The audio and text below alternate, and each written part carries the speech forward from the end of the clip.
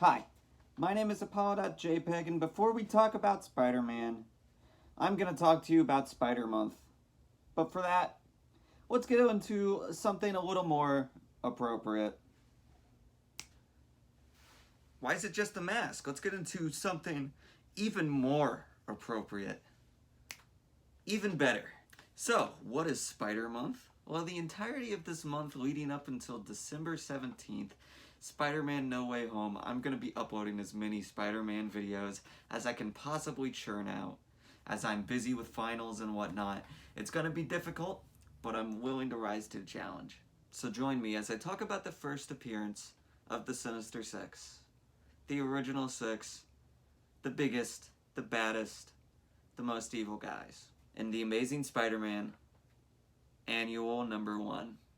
The comic starts off with Doc Ock breaking out of prison, telepathically controlling his arms from afar. When out of prison, he calls a meeting with 5 of Spider-Man's most powerful villains in an effort to all work together to take down the Webhead.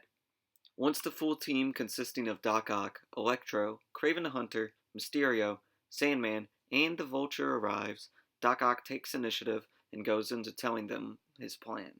They all get cards telling them where to go, as all the locations they are given give them an advantage against Spider-Man. Once they are all in place, the Vulture visits the Daily Bugle and announces that the Sinister Six has captured Betty Brant, and if Spider-Man wants to save her, he's gonna have to come and get her.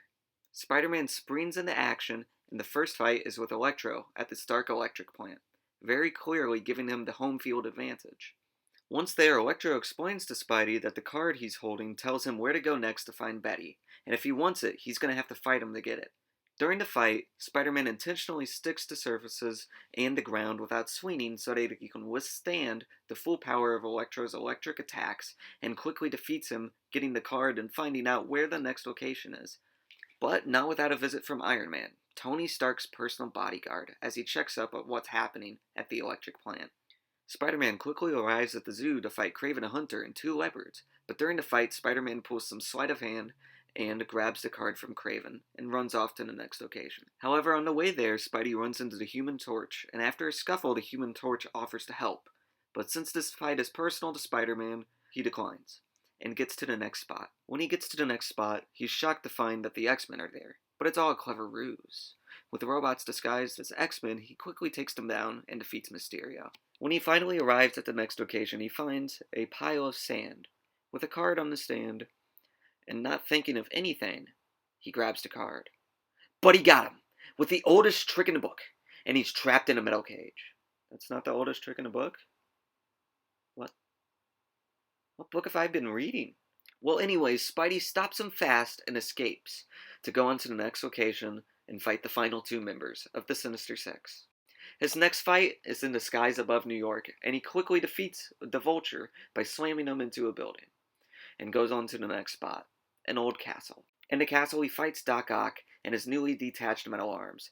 The fight is ferocious, and it gets very intense, but Spider-Man ends up coming up on top. When he wins the battle, he finds and saves Betty Brant and Aunt May, which the Vulture apparently failed to mention that they kidnapped her too. Hi, and thank you for watching the video. This was an insanely fun video to make, as I got to read one of my favorite superheroes comic books for the very first time. Now, instead of just listening to me, I do suggest that you go and read the comic book for yourself, as it is an insanely fun read and is always better experienced than told about. Make sure you subscribe for the rest of Spider-Month, where I'll be taking a look at the origin stories of some of our favorite villains, specifically of the Sinister Six and other Spider-Man characters. If you have a specific character you want to see, leave it down in the comments. I would appreciate that. It would make my life so much easier. Like and subscribe if you want to. You don't have to, but it would help out the channel, and I would greatly appreciate it. And it's free. You can unsubscribe, or you can even dislike it anytime you want. Thank you for watching, and I'll see you guys in the next one. Drink your water.